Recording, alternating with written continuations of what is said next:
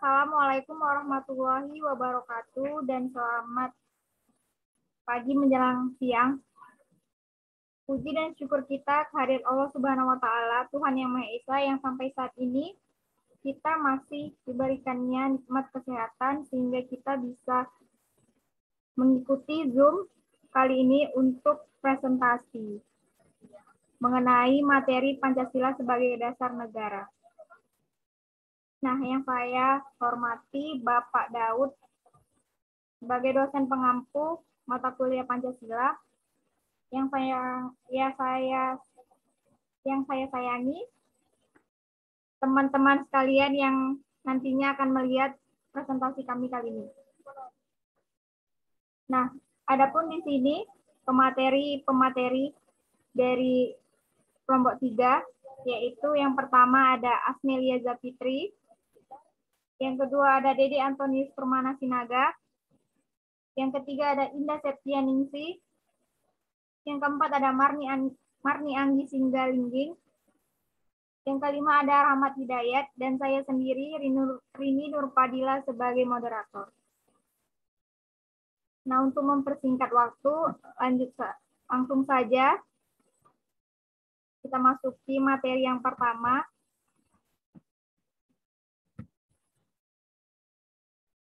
Adapun materi yang pertama yaitu konsep dan urgensi Pancasila sebagai dasar negara. Nah, yang akan dibawakan oleh Saudari Asmelia Zapitri. Kepada Saudari, saya persilakan. Baik, terima kasih kepada moderator. Di sini saya akan menjelaskan mengenai konsep dan urgensi Pancasila sebagai dasar negara. Yang pertama, konsep Pancasila sebagai dasar negara. Pancasila sebagai dasar negara artinya Pancasila menjadi sumber nilai, norma, kaidah bagi segala peraturan hukum dan perundang-undangan yang dibuat dan berlaku di Indonesia. Sebagai dasar negara secara hukum, Pancasila memiliki kekuatan mengikat semua warga negaranya. Dasar negara merupakan filosofis growth atau dasar falsafah negara. Pancasila memiliki kedudukan yang istimewa dalam hukum dan kehidupan bernegara, yakni sebagai pokok kaidah yang sangat fundamental atau mendasar. Slide berikutnya.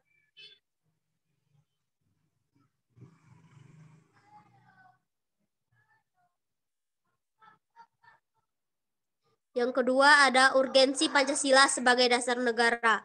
Pancasila adalah Weltanschauung, satu dasar falsafah dan juga satu alat pemersatu bangsa yang juga pada hakikatnya satu alat mempersatukan dalam perjuangan melenyapkan segala macam penjajahan, terutama imperialisme.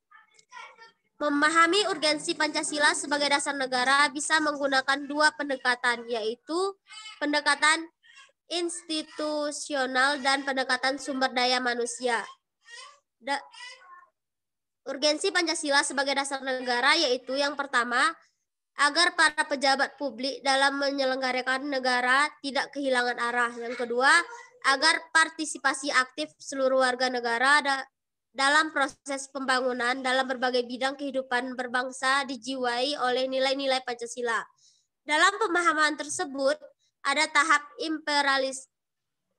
implementasi juga, yaitu tahap yang selalu memperhatikan prinsip-prinsip good governance, antara lain transparan, akuntabel, dan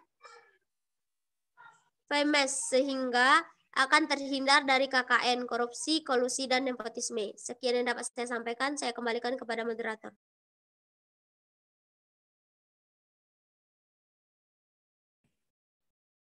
Terima kasih atas penjelasannya dari Saudari Asmelia.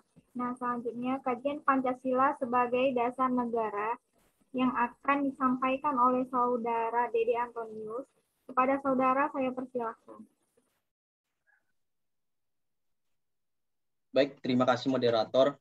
Kajian Pancasila sebagai dasar negara. Secara terminologis, dasar negara dapat diartikan sebagai landasan dan sumber-sumber dari segala sumber hukum dalam membentuk dan menyelenggarakan negara. Dengan demikian, Dasar negara merupakan suatu norma dasar dalam penyelenggaraan bernegara yang menjadi sumber dari segala sumber hukum sekaligus sebagai cita-cita hukum bagi tertulis maupun tidak tertulis dalam suatu negara. Pancasila sebagai dasar negara mengartikan bahwa segala sesuatu yang berhubungan dengan kehidupan ketatanegaraan Indonesia yang berdasarkan Pancasila. Segala peraturan-peraturan yang berlaku di Indonesia semua harus bersumber dari Pancasila itu sendiri. Semua tindakan kekuasaan atau kekuatan dari masyarakat harus berlandaskan peraturan hukum yang berlaku. Hukum juga yang berlaku sebagai norma di negara sehingga Indonesia menjadi sebuah negara hukum. Pancasila merupakan hukum dari segala hukum sumber yang ada di Indonesia yang juga termasuk asas kerohanian yang terdapat dalam pembukaan Undang-Undang 1945 alinea keempat. Pancasila mewujudkan cita-cita hukum dasar negara, baik hukum yang bersifatnya tertulis maupun tidak tertulis. Menurut Munir M. Salama dan Suratmah, Pancasila merupakan asas kerohanian tertib hukum Indonesia yang dalam pembukaan Undang-Undang 1945 dijelmakan lebih lanjut ke dalam 4 pokok pikiran. Yang pertama meliputi suasana kebatinan atau Geistlichen Hintergrund dari Undang-Undang Dasar 1945. Yang kedua, mewujudkan cita-cita hukum bagi hukum dasar negara, baik hukum dasar tertulis maupun tidak tertulis. Yang ketiga, mengandung norma yang mengharuskan Undang-Undang Dasar mengandung isi yang mewajibkan pemerintah dan penyelenggara negara lainnya, termasuk para penyelenggara panitia dan golongan fungsional, memegang teguh cita-cita moral rakyat yang luhur. Hal ini sebagaimana tercantum dalam pokok pikiran keempat yang berbunyi sebagai berikut. Negara berdasarkan asas ketuhanan yang Maha Esa menurut dasar kemanusiaan yang adil dan beradab. Yang keempat, merupakan sumber semangat bagi Undang-Undang Dasar 1945 bagi penyelenggaraan negara, para pelaksana pemerintah, juga para penyelenggara partai dan golongan fungsional. Hal ini dapat dipahami karena semangat Pancasila adalah penting bagi pelaksanaan dan penyelenggaraan sebuah negara, karena masyarakat dan negara Indonesia senantiasa tumbuh dan berkembang seiring dengan perkembangan zaman dan dinamika masyarakat. Baik, itu aja, saya kembalikan kepada moderator.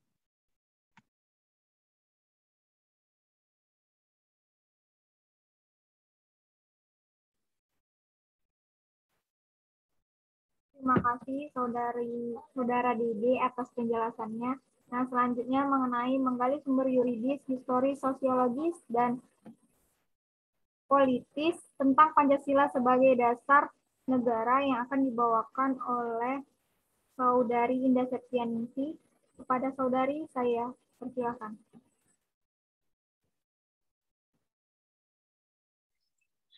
Terima kasih kepada moderator. Di sini saya akan menjelaskan mengenai menggali sumber yuridis, historis, sosiologis, dan politis tentang Pancasila sebagai dasar negara.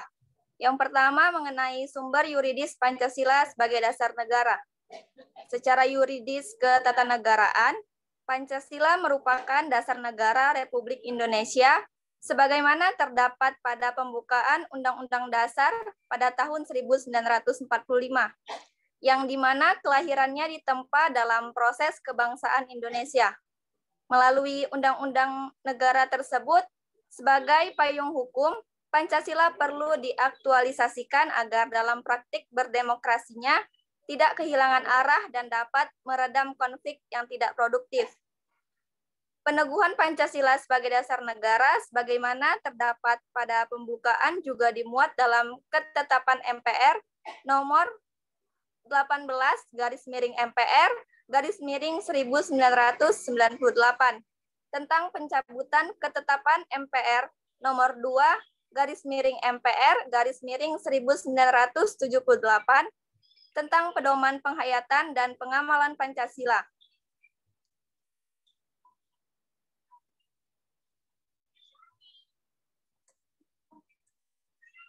Selain itu, secara yuridis juga ditegaskan dalam Undang-Undang Nomor 12 Tahun 2011 tentang pembentukan perundang-undangan bahwa Pancasila merupakan sumber dari segala sumber hukum negara.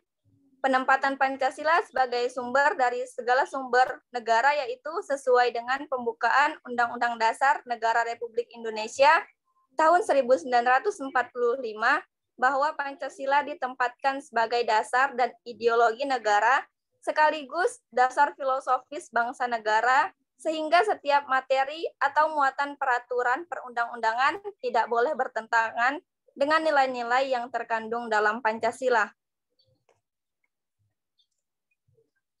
Selanjutnya, sumber historis Pancasila sebagai dasar negara. Pancasila sebagai dasar negara sering juga disebut sebagai filosofik Gordrats dari negara, Indonesia, ideologi negara atau Staatsideit. Dalam hal tersebut, Pancasila digunakan sebagai dasar mengatur pemerintah negara, atau dengan kata lain, Pancasila digunakan sebagai dasar untuk mengatur penyelenggaraan negara menurut Darmo Diharjo pada tahun 1991. Selain pengertian yang diungkapkan oleh di atas, dapat disebut pula bahwa ideologi negara yang telah dikatakan oleh Muhammad Hatta pada pembukaan Undang-Undang Dasar 1945 yang di dalamnya memuat Pancasila sebagai ideologi negara beserta dua pernyataan lainnya yang menjadi bimbingan pula bagi politik negara. Dengan demikian, jelas kedudukan Pancasila sebagai dasar negara. Pancasila sebagai dasar negara dibentuk setelah menyerap berbagai pandangan yang berkembang secara demokratis dari para anggota BPUPKI dan PPKI.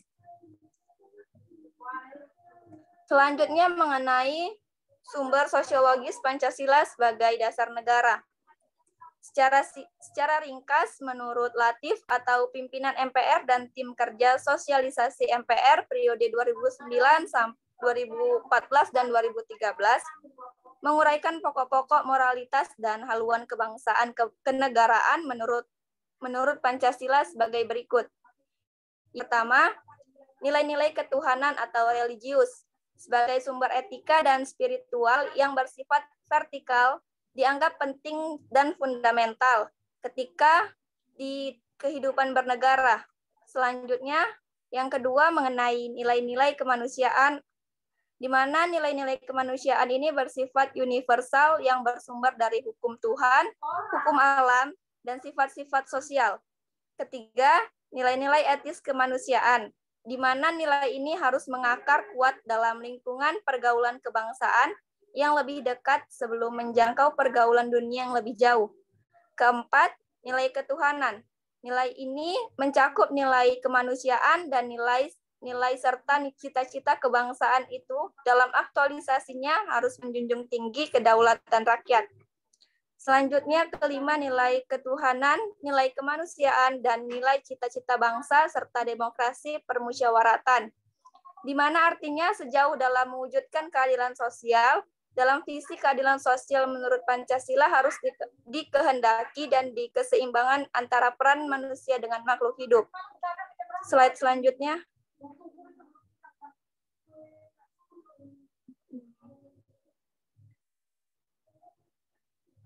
Selanjutnya mengenai sumber politis Pancasila sebagai dasar negara. Pada pasal 1 ayat 2 Undang-Undang Dasar 1945, terkandung makna bahwa Pancasila menjelma menjadi asas dalam sistem demokrasi konstitusional, di mana konsekuensinya Pancasila menjadi landasan etik dalam kehidupan politik bangsa Indonesia. Selain itu, bagi warga negara yang berkiprah dalam suprastruktur politik, yaitu lembaga-lembaga negara dan lembaga pemerintahan, baik pusat maupun daerah. Di sisi lain, bagi setiap warga negara yang berkiprah dalam infrastruktur politik seperti organisasi kemasyarakatan, partai politik, dan media massa, maka Pancasila menjadi kaidah penuntun dalam setiap aktivitas sosial politiknya. Dengan demikian, sektor masyarakat akan berfungsi memberikan masukan yang baik kepada sektor pemerintah dalam sistem politik. Demikian dapat saya sampaikan.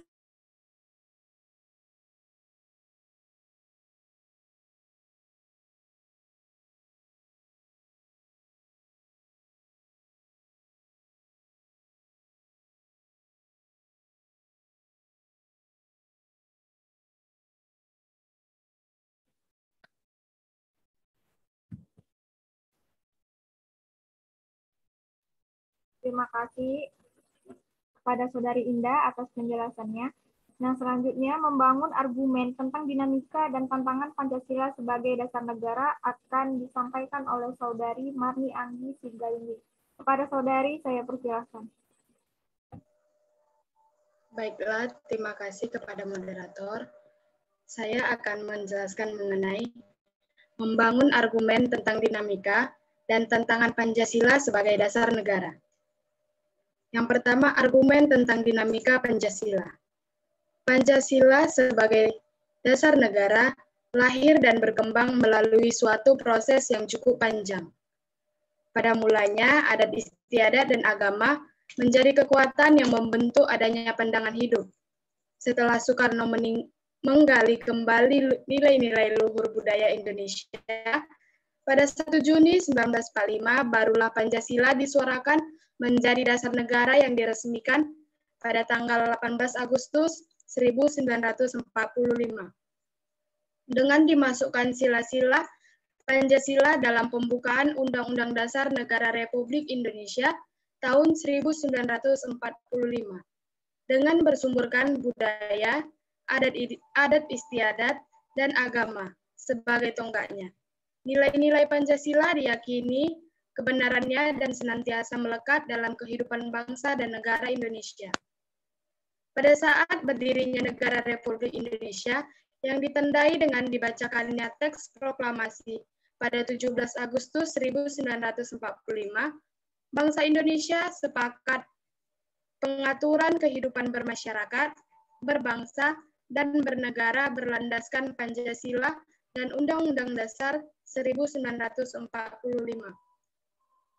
Namun, sejak November 1945 sampai menjelang ditetapkannya dekret Presiden pada 5 Juli 1959, pemerintah Indonesia mempraktikkan sistem demokrasi liberal. Pada saat itu, sistem demokrasi liberal ditinggalkan dan perdebatan tentang dasar negara di konstituante berakhir dan kedudukan Pancasila diperkuat. Tetapi keadaan tersebut dimanfaatkan oleh mereka yang mengkehendaki berkembangnya paham haluan kiri atau komunis. Puncaknya adalah peristiwa pemberontakan G30 SPKI 1965. Peristiwa ini menjadi pemicu berakhirnya pemerintahan Presiden Soekarno yang digantikan oleh pemerintahan Presiden Soeharto. Pada tahun 1998, muncul gerakan reformasi yang mengakibatkan Presiden Soeharto menyatakan berhenti dari jabatan presiden. Namun, sampai saat ini nampaknya reformasi belum membawa angin segar bagi dihayati dan diamalkannya Pancasila secara konsekuen oleh seluruh elemen bangsa. Pada tahun 2004 sampai sekarang, berkembangnya gerakan para akademisi dan pemerhati serta pencinta Pancasila yang kembali menyuarakan Pancasila sebagai dasar negara melalui berbagai kegiatan seminar dan kongres. Hal ini ditujukan untuk mengembalikan eksistensi Pancasila dan membudayakan nilai-nilai Pancasila sebagai pandangan hidup bangsa, serta menegaskan Pancasila sebagai dasar negara guna menjadi sumber hukum dalam penyelenggaraan pemerintahan negara. Yang kedua, argumen tentang tantangan terhadap Pancasila. Pada era globalisasi, banyak hal yang akan merusak mental dan nilai moral Pancasila yang menjadi kebanggaan bangsa negara Indonesia. Dengan demikian, Indonesia perlu waspada dan berupaya agar ketahanan mental ideologi bangsa Indonesia tidak tergerus.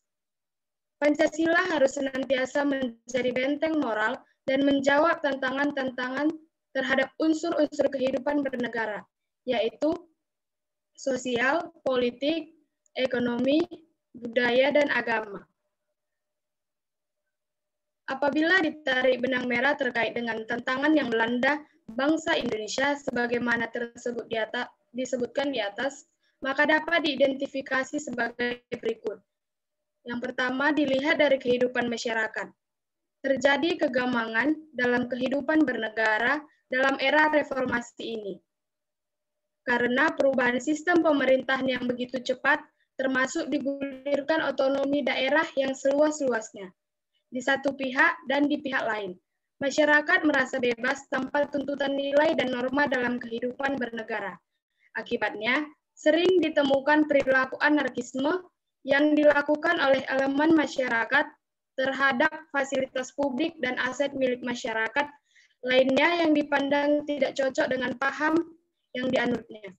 Yang kedua, dalam bidang pemerintahan, banyak muncul di ranah publik aparatur pemerintah, baik sipil maupun militer yang kurang mencerminkan jiwa kenegarawan. Terdapat fenomena perilaku aparatur yang aji mumpung atau mementingkan kepentingan kelompoknya saja.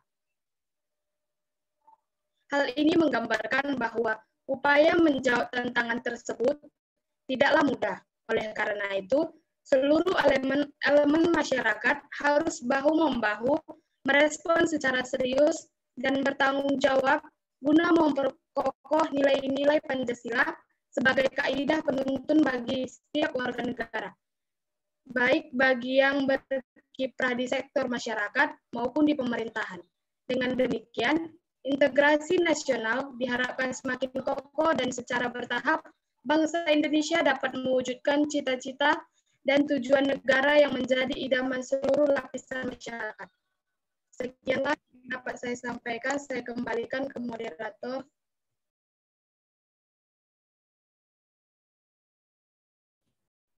Terima kasih atas penjelasannya dari Saudari Marni Anggi.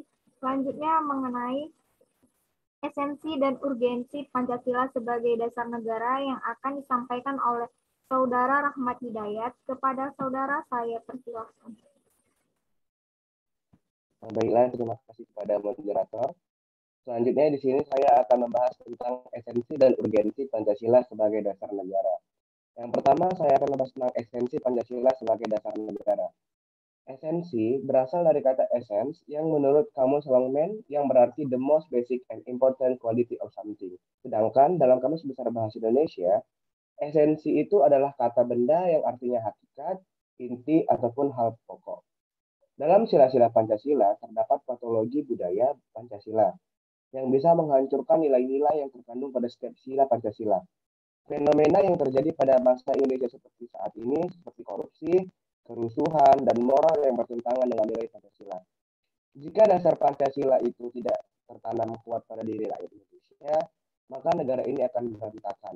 Dengan berkembangnya dunia dan segala masukan berbagai macam dari luar ke dalam negara, Pancasila sebagai konsep dasar kehidupan rakyat Indonesia harus diperkuat serta ditanamkan agar kita tidak dijajah lagi oleh bangsa lain. Memang tidak dijajah dalam hal fisik, tapi dijajah dalam hal pemikiran yang secara perlahan-lahan membuat berubah rakyat Indonesia dari sila-sila Pancasila itu sendiri. Beberapa contoh penerapan esensi Pancasila sebagai dasar negara. Yang pertama, dalam sila pertama, ketuhanan yang Maha Esa, artinya sesuai dengan agama dan keyakinan yang sejalan dengan asas kemanusiaan yang adil dan beradab. Contohnya, rakyat Indonesia ini memiliki hak untuk memilih agama yang akan ia anut dan dijalaninya tanpa unsur paksaan, bebas melaksanakan kegiatan agama dengan syarat yang tidak melanggar norma-norma di Indonesia dan saling menghormati dengan agama lain. Pada sila kedua, kemanusiaan yang adil dan beradab, artinya setiap warga negara telah mengakui persamaan derajat, kewajiban antara sesama manusia sebagai asas kebersamaan bangsa Indonesia dan hak. Contoh penerapannya yaitu majikan yang tidak sewenang-wenangnya bertindak ke pembantunya yang tidak berperi kemanusiaan. Pada sila ketiga, Persatuan Indonesia yang artinya setiap warga negara mengutamakan persatuan, kepentingan, kesatuan, dan juga keselamatan bangsa dan negara di atas kepentingan pribadi golongan yang selalu harus diwujudkan, diperjuangkan, dipertahankan, dan diupayakan secara terus-menerus. Contoh penerapannya, tidak terlalu menonjolkan kebudayaan masing-masing daerah untuk melihat siapa yang paling terbaik, tetapi dipelajari dan ikut melestarikan dengan serta meyakinkan bahwa perbedaan itu baik. Pada sila keempat, yaitu kerakyatan yang dipimpin oleh hikmat kebijaksanaan dalam permusyawarah dan perwakilan, artinya bermusyawarah untuk menyelesaikan persoalan yang terjadi dengan bijaksana, memikirkan ketentraman rakyat, dan mengambil keputusan juga untuk rakyat dengan mengikutsertakan perwakilan setiap rakyat.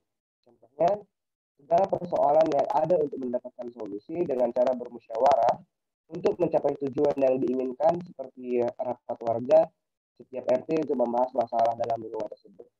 Pada sila kelima, keadilan sosial bagi seluruh rakyat Indonesia yang menggambarkan dalam bertindak supaya bersikap adil kepada setiap warga negara Indonesia tanpa membedakan status sosial, suku, ras, dan bahasa. Sehingga tujuan dari bangsa Indonesia akan tercapai dengan keikutsertaan semua rakyat Indonesia. Contoh penerapannya, pemerintah yang mengadakan program wajib bersekolah selama 9 tahun tanpa membeda-bedakan guna untuk mengatasi masalah pendidikan yang begitu rendah. Yang kedua, saya akan membahas tentang urgensi Pancasila sebagai dasar negara. Memahami urgensi Pancasila sebagai dasar negara ini bisa menggunakan dua pendekatan, yaitu pendekatan institusional dan pendekatan sumber daya manusia. Pendekatan institusional adalah membentuk dan menyelenggarakan negara yang berdasarkan pada nilai-nilai Pancasila, sehingga negara Indonesia dapat mewujudkan tujuan negara atau terpenuhinya kepentingan nasional. Sementara itu, pada pendekatan sumber daya manusia terdapat pada dua aspek. Yang pertama, orang-orang yang menjalankan pemerintahan dengan cara melaksanakan nilai-nilai Pancasila secara murni dan konsekuen di dalam mengemban tugas dan bertanggung jawab, sehingga kebijakan negara akan menghasilkan kebijakan yang mengedepankan kepentingan rakyat. Untuk mengatasi beberapa masalah yang ada, perlu memahami yang mendalam terhadap urgensi Pancasila sebagai dasar negara. Dalam pemahaman tersebut, ada tahap implementasi, yaitu tahap yang selalu memperhatikan prinsip-prinsip good governance, antara lain transparan, akuntabel, dan fairness, sehingga akan terhindar dari KKN atau korupsi, kolusi, dan nepotisme. Dan warga negara yang berkiprah dalam bidang bisnis harus menjadikan Pancasila sebagai sumber-sumber dari nilai-nilai etika bisnis yang menghindarkan warga negara melakukan free trade liberalis, tidak terjadi monopoli dan monopsoni, serta warga negara yang bergerak dalam bidang organisasi kemasyarakatan dan bidang politik. Maka Indonesia akan mencapai tujuan yang dicita-citakan seperti yang diharapkan pejuang-pejuang pada masa dulu jika rakyat Indonesia menerapkan nilai-nilai yang terkandung di dalam Pancasila. Sekian dari saya kembalikan kepada moderator. Terima kasih. Terima kasih atas penyampaian materi terakhir dari Saudara Ahmad Hidayat. Jadi dapat kita simpulkan bahwa Pancasila merupakan dasar negara yang sangat penting untuk Indonesia, di mana Pancasila dijadikan sebagai dasar negara karena Pancasila merupakan cita-cita bangsa yang diinginkan oleh seluruh masyarakat Indonesia untuk mencapai kemakmuran Indonesia. Nilai-nilai Pancasila dimasukkan ke dalam Undang-Undang 1945 agar konstitusi Indonesia sesuai dengan ideologi bangsa dan negara Indonesia.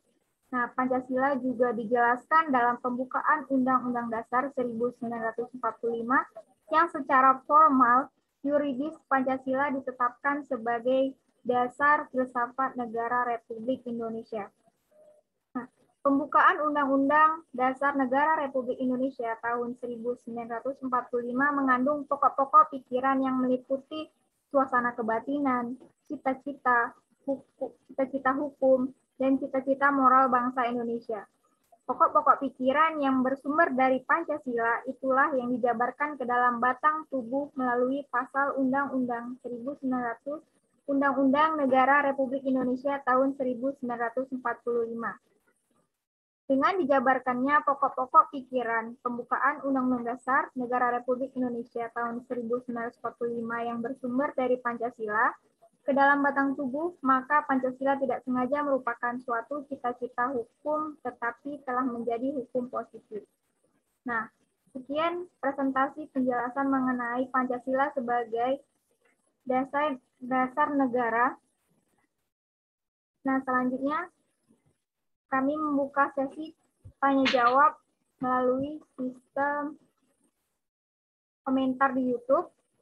Nah, kepada teman-teman yang sudah melihat presentasi kami nanti, dipersilakan untuk mengetikkan komentarnya atau pertanyaannya ke dalam kolom komentar di YouTube nanti. Sekian presentasi dari kami, kurang lebihnya kami mohon maaf. Wassalamualaikum warahmatullahi wabarakatuh dan selamat siang.